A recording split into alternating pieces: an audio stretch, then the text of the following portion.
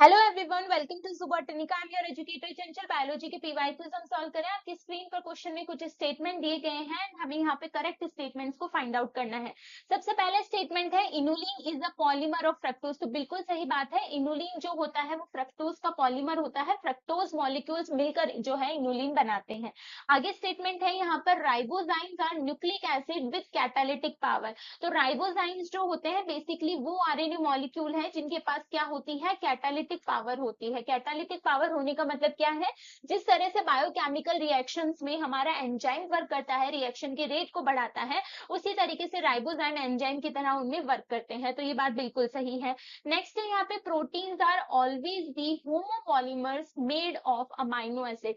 तो statement wise question में 99% ऐसा होता है कि जहां पर ऑलवेज आ जाता है ना, वो स्टेटमेंट वहीं पर ही रॉन्ग हो जाता है। ठीक है, और आगे यहाँ पर क्या लिखा है कि होमोपॉलीमर्स होते हैं, बिल्कुल नहीं। प्रोटीन्स जो होते हैं वो 20 different type of amino acid से मिलकर बने होते हैं, और यहाँ पर कहा गया है कि होमोपॉलीमर। होमोपॉलीमर का मतलब क्या है कि सभी सेम पॉलीमर होते हैं, तो ऐसा नहीं होता, वहां पे 20 डिफरेंट अमाइनो एसिड्स होते हैं। तो ये स्टेटमेंट यहाँ पर इनकरेक्ट हो जाता है। ठीक है, आगे देखिए, in a polysaccharide the monosaccharides are linked by phosphodiester bond. बिल्कुल गलत बात है। फॉस्फोडाइएस्टर बॉन्ड जो है वो हमें न्यूक्लिक एसिड में देखने को मिलते हैं।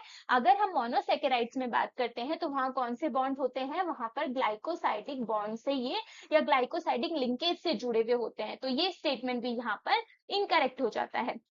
नेक्स्ट यहाँ पर collagen is the most abundant protein in the whole biosphere.